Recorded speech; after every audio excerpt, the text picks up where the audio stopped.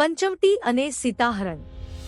રામ, સીતા અને લક્ષ્મણ પંચવટી પહોંચ્યા.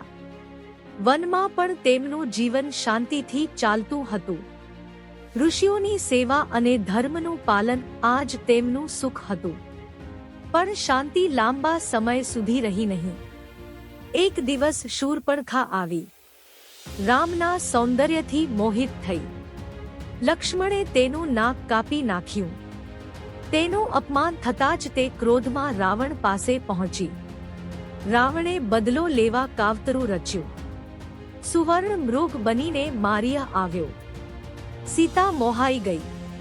રામ મૃગ પાછળ ગયા. લક્ષ્મણ પણ દૂર ગયા. આ જ ક્ષણે રાવણ સાધુ વેશમાં આવ્યો અને સીતાનું અપહરણ કરી લંકા લઈ ગયો. આકાશ રડી પડ્યું. રામનો વનવાસ હવે વિરહમાં બદલાઈ ગયો.